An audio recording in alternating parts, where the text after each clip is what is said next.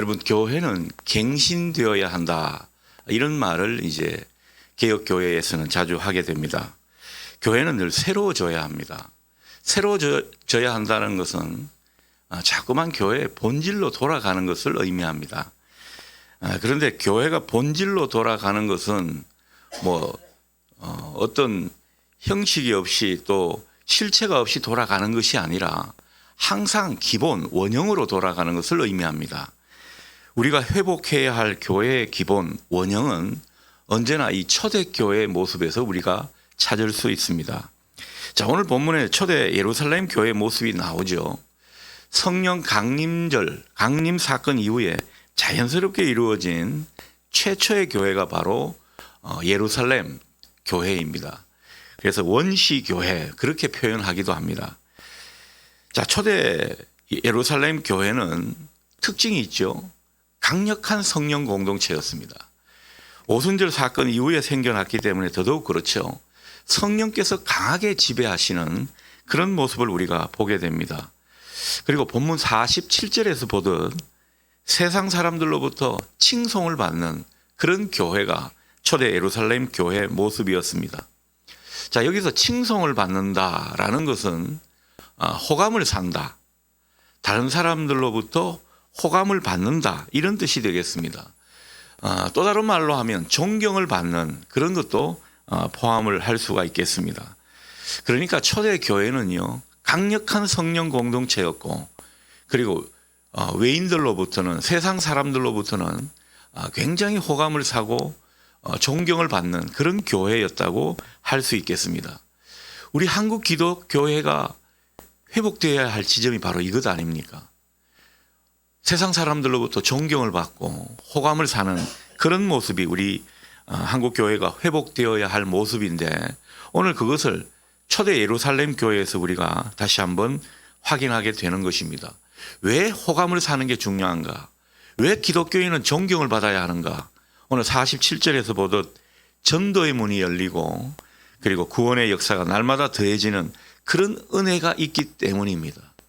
이런 하나님의 그 신비한 역사를 우리가 경험하기 위해서 우리는 초대교회의 성도들의 모습을 깊이 묵상할 필요가 있습니다.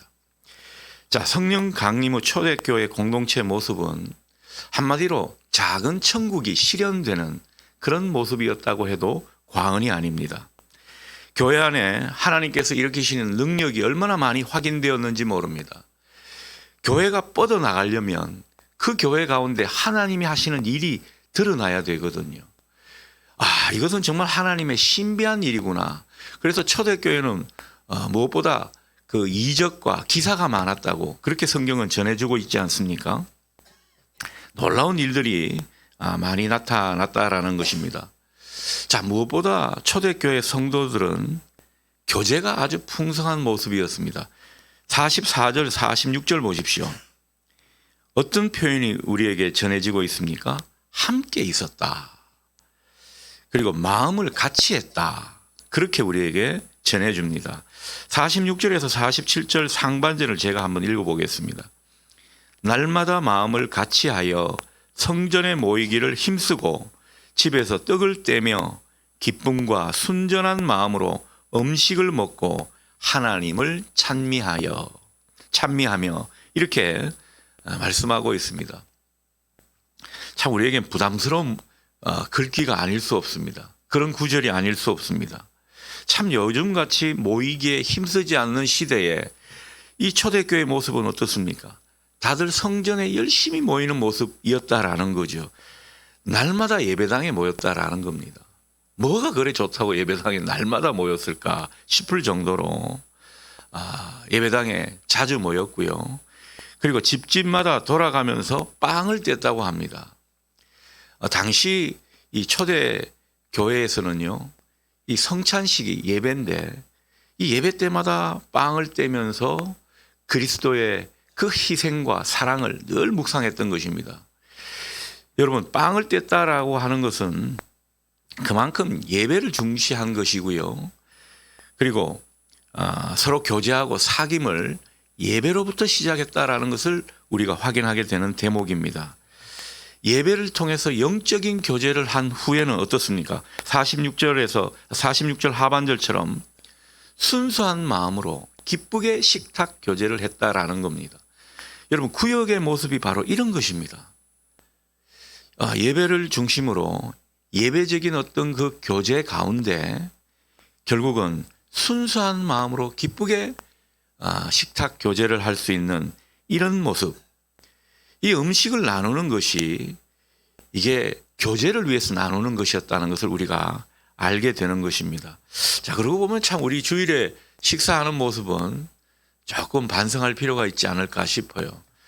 뭐라 그럴까, 이 영적인 교제 연장선상에서 식탁 교제가 이루어지는가 생각해 보면 좀 아쉬운 마음이 듭니다. 저부터가 좀 아쉬운 그런 마음이 듭니다. 그래서 이런저런 생각을 하면서 또 기도하면서 2학기 때는 어떻게 이 식탁 교제를 조금이라도 이 교회의 순수한 원형에 좀 가깝게 할까, 그런 생각을 해보게 되는데, 우리 구역장님들은 기도하시면서 이것을 많이 좀 생각해 주시면 좋겠습니다. 그리고 저에게도 좀 의견을 주셔서 이렇게 하면 참 식탁 교제가 은혜롭겠습니다, 이런 대목을 좀 전해 주시면 좋을 것 같습니다.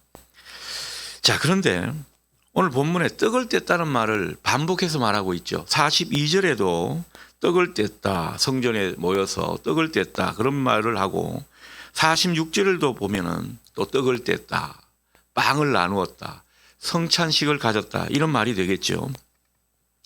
여러분, 예수의 살과 피를 먹는 이 성찬식을 자주 거행한 까닭이 무엇일까요? 여러분, 그 이유를 분명히 알아야 할 것입니다. 초대교회는 이방인과 유대인이 막 섞여 있었습니다. 오순절 성령 강림 사건에도 보면은 유대인들만 있었던 게 아니지 않습니까? 각 나라에서 온 사람들이 우연찮게 모였는데 그때 이 성령의 강한 임재를 모두가 경험을 했거든요.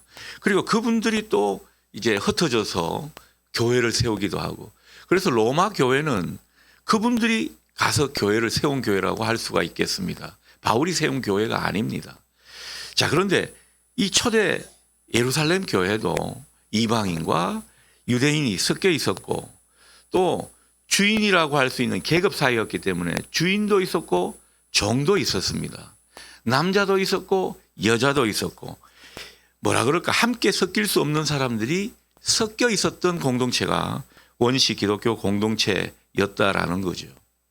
여러분, 함께 어우러질 수 없는 사람들이 섞여 있다, 그러면 이 교회가 제대로 되겠습니까?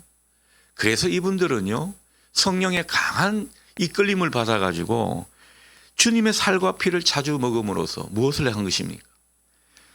온전한 연합을 이루기 위해서 애썼던 것을 우리가 볼 수가 있다라는 거죠. 서로 환경이 다르고 신분이 다르고 사회적으로 높고 낮음이 있는 그런 어떤 모습 속에서 교회에 와서는 높고 낮음이 없다라는 겁니다. 부자와 가난한 자가 따로 없다라는 거죠. 그래서 모든 것이 평지처럼 평평해지는 그런 것을 교회에 와서 경험을 했다라는 거죠. 어떤 모습을 통해서요? 성찬을 함께 나누면서. 그래서 우리 교회도 매달 성찬식을 하죠. 수요일에 하다가 주일에 확대한 이유가 바로 이런 것입니다. 우리가 작년부터 우리 성찬식을 매달 하고 있는데, 이 주님 안에서 우리가 한 몸임을 확인하자는 거죠. 그리고 서로가 연합하면서 하나 되자는 취지가 이 성찬식을 거행하는 가운데 있다라는 것입니다. 우리가 먼저 주님과 연합하고, 그리고 주님과 연합한 사람들끼리 또 서로 연합하는, 그래서 교회 일치를 가져오기 위해서 우리는 성찬식을 거행하고 참여하게 되는 것입니다. 여러분, 이 취지를 깊이 생각하시면서 그 취지에 맞게 우리가 성찬식을 나누게 될 때 우리 교회 가운데 하나 되는 역사가 더욱 있게 되리라 믿습니다. 그 모습을 우리가 초대교회에서 또 배울 수 있다라는 거죠. 우리가 이렇듯 주님 안에서 교제하고 연합하는 그런 신앙을 하게 될 때 어떤 모습이 됩니까? 어떤 결과로 이어집니까? 오늘 47절 상반절 보면 이런 표현이 나오죠. 하나님을 찬양하게 된다. 여러분, 하나님을 찬양하는 것은요, 그저 우리가 평범한 마음과 생각에서 열심을 내어서 찬미하는 게 아닙니다. 하나님이 주시는 은혜가 있어야 되거든요. 하나 되고 서로 사랑하고 정말 이 주님을 중심에 놓고 더욱더 연합하는 이런 모습 속에서 교회는 더욱 하나님을 찬미하게 될 줄 믿습니다. 우리 교회가 지향해야 될 모습이 바로 이런 것이라는 거죠. 그 찬양을 또 하나님께서 얼마나 기쁘게 받으시겠습니까? 마음은 각자 따로 놀고, 그리고 뭐 교회 와서 서로가 어떤 영적인 교제가 없는 가운데서 그냥 각자 도생하는 신앙의 형태로 찬미를 하고 예배를 드린다. 여러분, 하나님께서 그 예배를 즐거이 받으시겠습니까? 아니요, 그렇지가 않습니다. 교회는 주님을 중심으로 연합하는 주님의 몸이 바로 교회이기 때문에 그런 모습이 있게 될 때 하나님을 진정으로 찬양하게 되고 하나님은 그 찬양을 받게 기쁘게 받으신다라는 거죠. 자, 그런 가운데 우리가 하나님 앞에 온전한 예배를 드리고 하나님을 기쁜 마음 가운데 찬양하게 될 때 하나님도 기뻐 받으신다면 여러분, 그 가운데 은혜가 있지 않겠습니까? 하나님은 공짜로 받으시는 하나님이 아니십니다. 하나님은 항상 받으시면요 주시는 분이십니다. 훨씬 많이 주시는 분이시죠. 그래서 예수 믿는 게 즐겁고 또 신앙하는 게 재미가 있고 교회 오는 것이 얼마나 발걸음이 가볍고 이런 것을 경험하게 되는 거죠. 여러분, 이런 교회를 소원하실 수 있기를 바랍니다. 이런 교회를 지향하셔야 될 줄 믿습니다. 그냥 내가 하는 대로 신앙하겠다, 그게 아니라는 거죠.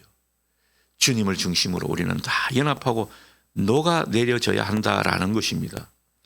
오늘날 한국교회 성도들 중에는요, 우리 교회는 뭐 그런 분들이 많지는 않겠습니다만 예수 믿는 것을 별로 재미없게 생각하는 분들이 많이 있습니다. 신앙생활 억지로 하는 그런 모습이라는 거죠. 교회에 오면은 아니 밖에 있을 때는 표정이 밝았는데 교회에 오면 표정이 굳어버리는 분들이 있습니다. 여러분, 이것은 뭔가 문제가 있지 않겠습니까? 교회가 점점 이 재미가 있고 교회 안에 들어오게 되면 마음이 편안하고 또 이 교회 안에서 함께 즐거움으로 서로 교제할 수 있는 이런 교회가 된다면 여러분, 그 교회 가운데 얼마나 교제가 풍성하겠습니까? 교제가 시원찮으면 결국은 성도들이 점점 웃음길을 잃어가는 것 아닌가 생각하게 됩니다. 다시 한번 우리 교회 가운데 성령님이 역사하셔서 영적인 교제가 활발해지는 이 은혜가 있기를 소원합니다. 우리의 기도의 제목이 될 수 있기를 바랍니다. 그래서 초대교회는 참 영적인 교제가 많았고 그 영적인 교제가 사람 사이의 교제로 이어졌다는 것을 우리가 확인하게 됩니다. 그래서 교회는 모름지기 교제가 풍성해야 합니다. 영적인 교제의 바탕 위에 또 인간적으로 또 사람 사이의 교제도 더욱더 많아지는 그런 은혜가 있어야 한다라는 거죠. 우리 교회 가운데 이 은혜와 복이 있기를 소원합니다. 자, 그런데 교제를 의미하는 헬라어는 코이노니아입니다. 코이노니아. 들어보신 분 많을 겁니다. 코이노니아. 무슨 뜻인가? 공유하다, 서로 나누다, 그리고 동반자가 되다, 이런 뜻이 있습니다. 자, 그래서 이 교제라는 것은 우리가 어떻게 생각해야 되는가? 서로 나누는 것이다. 그리고 중요한 또 한 가지 의미는 서로 동반자가 되어주는 것이다. 그렇게 생각하면 좋겠습니다. 우리가 교회 안에서 진정한 교제를 하게 될 때 우리는 함께 주님을 섬기면서 주님이 주시는 비전과 꿈을 받게 됩니다. 그 비전과 꿈을 공유하면서 서로의 슬픔과 기쁨을 함께 나누는 그 가운데 동반자가 되어가는 것을 우리는 참교회라고 말하게 되는 것입니다. 초대교회 모습에서 그런 것을 우리가 많이 확인하게 되죠. 자, 그런데 이 서로 교제한다는 것은요, 각자의 삶이 있는데 이 삶에 교집합이 생기는 겁니다. 각자의 삶 속으로 서로가 들어가는 것을 의미합니다. 초대교회는 이 신자들 간의 케미가 많이 이루어졌습니다. 서로가 이 뭐라 그럴까요? 교집합이 많이 생겼다라는 거죠. 서로의 삶을 진실하게 나누었기 때문에 이런 모습이 생긴 것입니다. 여러분, 교회는요, 교제를 많이 해야 되는데 그 교제는 서로가 서로의 삶에 좋은 의미로 침투되어야 합니다. 뭔가 삶을 진실하게 나누는 이런 모습이 있어야 된다라는 거죠. 근데 요즘 현대 기독교, 특히 우리 이제 한국 개신교 보면 뭐 교회 안에 여러 가지 문제들이 또 많이 있다 보니까 또 사람들 사이의 관계가 옛날보다 많이 거칠어지다 보니까 어떻습니까? 기도 제목을 잘 못 나눕니다. 기도 제목을 나누면 나누는 게 더 상처를 받는 그런 일들을 경험했기 때문에 내 속을 드러내지를 못하는 겁니다. 예전에는 그렇지가 않았거든요. 서로가 서로의 삶을 깊이 들여다보면서 기도해 주는 관계니까 서로의 아픔과 즐거움을 함께 나누는 그런 모습이다 보니까 속 사정을 많이 오픈했습니다. 오픈해도 이게 뒤탈이 없었어요. 한 가족이었으니까. 근데 언제부턴가 그런 것들이 깨지면서 이 사회가 변하는 모습이 이제 교회 안에도 침투된 거죠. 그래서 이 기도 제목을 나누지 못하고 서로의 연약함과 아픔을 보지 못하는 그런 모습이 교회 안에 많이 생겨나게 된 것입니다. 그러니 이 교회가 진정한 교제가 일어나지 않는다라는 거죠. 뭔가 함께 하는 것 같은데 마음은 되게 멉니다. 그래서 뭐 가까이 하기에 먼 당신, 그런 어떤 노래 제목이 생각날 정도로 그런 어떤 모습이 교회 안에 많이 있었다라는 거죠. 또 살기가 바쁘니까 그냥 각자의 삶만 신경 쓰는 겁니다. 아이고, 내 살기도 바빠 죽겠는데 뭐 다른 사람들 내가 챙기고 들여다보나. 이기적인 모습이 교회 안에 많이 팽배해진 것입니다. 그러나 여러분, 이 초대교회 한번 모습을 보십시오. 초대교회는 유무상통이라 그러잖아요. 서로가 서로의 삶을 깊이 교감하면서 나누다 보니까 아유, 당신이 이런 아픔이 있었군요. 아픔을 함께 나누고, 당신이 이런 것이 부족했군요. 부족한 것을 서로 나누게 되고, 내 것을 아끼지 않으면서 함께 나누는 그 가운데 자그마한 천국이 이루어지는 것을 우리가 보게 되는 것입니다. 여러분, 믿음이 좋다고 하지만은 다른 사람에게 뭐 별로 신경도 안 쓰고 그냥 내 신앙만 챙긴다. 그것은 믿음이 좋게 보일지는 몰라도 성숙한 신앙은 아닙니다. 여러분, 성숙한 신앙은 조금은 설레발이라는 소리를 들어도 다른 사람 챙기는 신앙입니다. 다른 사람의 어떤 마음을 들여다보는 신앙이라는 거죠. 그 가운데 기도하고 그 가운데 서로가 서로에게 의지가 되고 버팀목이 되어주는 그런 교회가 초대교회의 모습을 닮은 교회라고 할 수 있고 주님이 기뻐하시는 교회인 줄 믿으시기 바랍니다. 오늘 우리는 그것을 확인하게 되는 거죠. 서로의 교제가 진실하게 일어나야 된다라는 겁니다. 그런 의미에서 우리 2학기 구역 모임이 제가 조금 형식과 격식은 조금 줄일 예정입니다. 그러나 여러분, 말씀을 중심으로 말씀을 들었던 것을 나누는 것을 여러분 자의적으로 하시면서 제가 무슨 교재를 드려가지고 틀을 여러분들에게 제공하지 않을 테니까 정말 자유한 형식에서 이 본질에 충실한 그런 구역 모임이 될 수 있기를 바랍니다. 함께 기도 제목도 나누고, 그리고 기도할 제목을 담임 목사한테 전해주면서 함께 기도하는, 담임 목사한테 기도의 부담을 막 주는 여러분 되실 수 있기를 바랍니다. 기도의 부담을 주지 않으면 그냥 제가 그냥 추상적인 기도만 할 수밖에 없지 않겠습니까? 물론 여러분들 안색을 보면 기도 제목을 좀 느낄 수는 있죠. 아, 저분이 저렇겠구나 짐작하는 바는 있겠지만은 보다 이렇게 마음이 더 하나가 되고 교집합이 생기는 가운데 기도하는 것은 또 역사하는 힘이 크거든요. 그래서 여러분들이 2학기 새롭게 출발하는 구역 모임에서는 그런 모습을 함께 이루어갈 수 있기를 바랍니다. 아무튼 초대교회는 서로 교제하면서 삶을 나누면서 그 교제를 풍성하게 이어갔습니다. 서로 돌아보고 함께하고 서로 사랑하는 그런 모습을 통해서 참 교회를 나타내 보였습니다.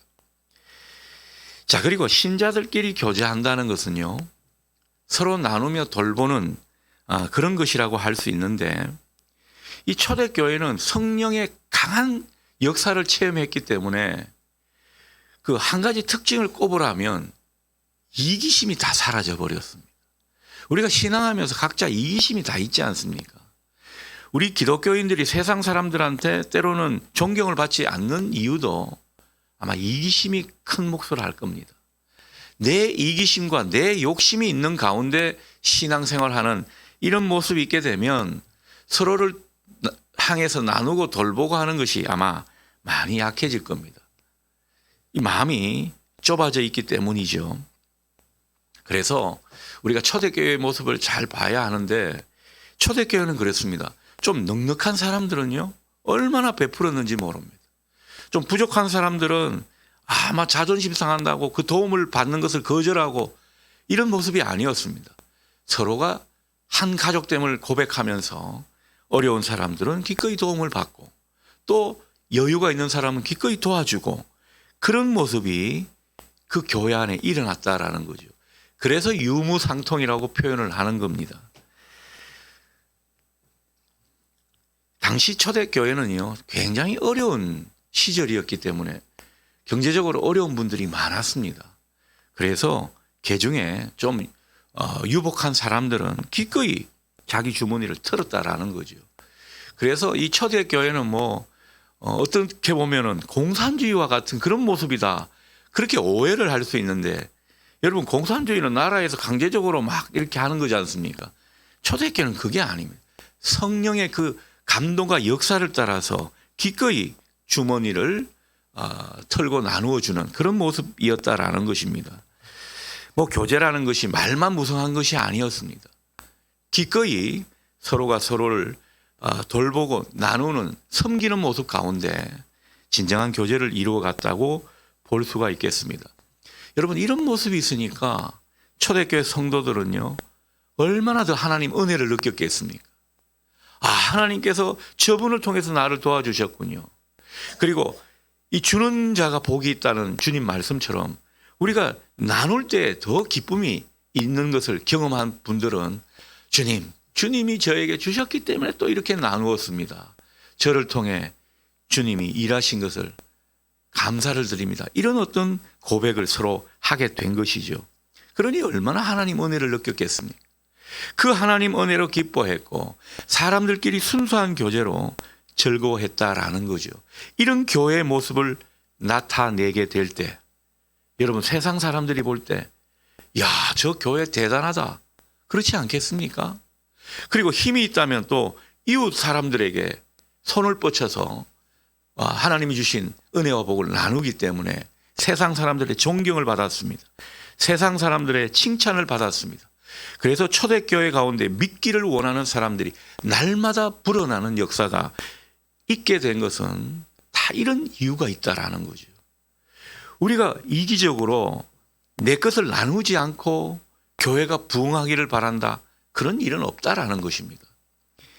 사람들이 날마다 불어나는 이 강한 성령의 역사를 경험하는 것은 이렇듯 진정한 나눔과 교제가 있었기 때문에 이런 모습이 있었다는 것을 우리는 기억할 필요가 있습니다. 자, 그런데 초대교회가 서로 사랑으로 교제하고 또 섬기고 나누는 이런 공동체가 된 것의 그 바탕에는 무엇이 있었을까? 마지막으로 우리가 이것을 보고자 하는 것입니다. 그것은 42절에서 우리가 확인할 수가 있겠습니다. 제가 한번 읽어보겠습니다. 그들이 사도의 가르침을 받아 서로 교제하고 떡을 떼며 오로지 기도하기를 힘쓰니라. 성경은 이 짧은 구절이지만 초대교회 공동체가 어떻게 이렇게 성령의 역사를 많이 보여주고 어떻게 이렇게 교제하고 나눔이 풍성한 교회였는가 우리에게 똑똑히 보여주고 있습니다. 자, 이분들은요, 사도들의 가르침에 몰두하는 분들이었습니다. 성경은 사도들이 가르쳤다, 이런 표현을 쓰는 게 아니고요, 사도들의 가르침을 받았다. 그러니까 이 가르침을 받는 사람들의 태도와 입장을 더 중요하게 생각하고 지금 표현하고 있는 것입니다. 이분들이 뭘 귀하게 여겼는가?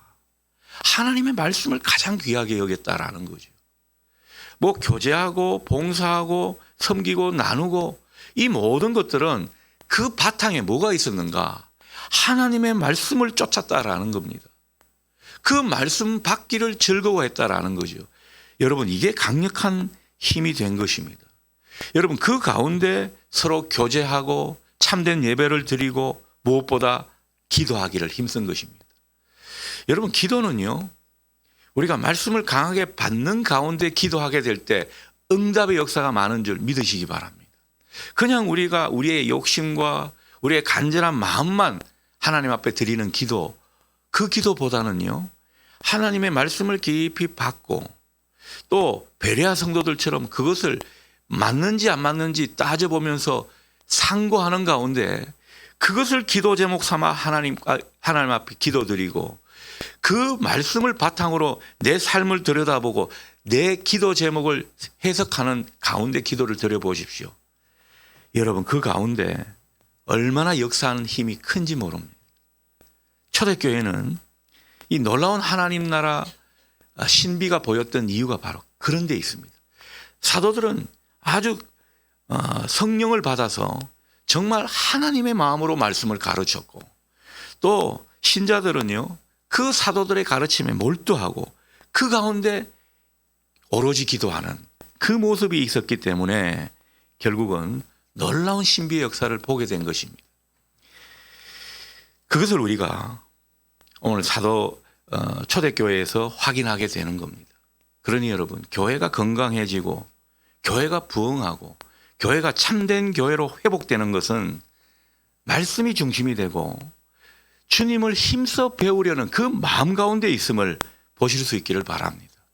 그런 분들이 드리는 예배는 살아 있습니다. 예배가 얼마나 예배되는지 모릅니다. 그 가운데 기도는요, 뜨거운 기도가 되는 겁니다. 뭐 소리만 크다고 뜨거운 기도가 아니죠. 내 마음속에서 간절함이 그냥 불일 듯 일어나는 그 뜨거운 마음이 우리 기도 가운데 나타나는 이런 모습이 있게 된다라는 거죠. 이게 바탕이 되고 엔진이 되니까 교회가 활력이 있고 그만큼 성장하고 아름다운 공동체를 이루게 되는 것입니다. 여러분, 교회 와서 무엇에 신경을 쓰십니까? 어떤 데 마음이 많이 가 있으십니까? 예배, 그리고 하나님의 말씀을 받는 그것이 여러분의 가장 밑바탕이 될 수 있기를 바랍니다. 그 안에서 주시는 은혜로 내가 이것도 하고 저것도 섬기고 또 교제하고 나누는 이런 모습이 될 수 있기를 바란다라는 거죠. 여러분, 이게 본질적으로 이루어질 때 초대교회처럼 세상 사람들로부터 존경을 받는 교회, 사람들의 마음을 사는 교회가 될 줄 믿습니다. 우리는 힘써 주님을 배워야 합니다. 하나님의 뜻을 추구해야 합니다. 그 가운데 주님의 인격이 우리의 인격이 되고 하나님의 성품이 우리의 성품이 되는 이 역사가 있기 때문에 결국은 칭송받는 교회가 되는 겁니다. 내가 변하지 않고 교회가 살아난다, 그런 일은 없습니다. 우리 한 사람 한 사람이 주님의 인격으로 하나님의 성품으로 변화돼 갈 때 그 가운데 우리의 모든 행위는요, 성령께서 주도하시기 때문에 참된 교회의 모습으로 세상 사람들로부터 존경과 사랑과 호감을 받기에 충분할 줄 믿습니다. 세상은 어쩌면 이런 모습으로 세상과 구별된 기독교인을 지금도 고대하고 있는지도 모릅니다. 우리 교회에 속한 모든 교우들이 이런 그리스도인이 되기를 소원하시면 좋겠습니다. 그리고 이런 교회로 강력한 성령 공동체로 다시 한번 주님 앞에 새롭게 거듭나는 우리 교회 되게 해달라고 이 아침 또 간절히 기도하는 우리 모두 될 수 있기를 축복합니다. 기도하겠습니다.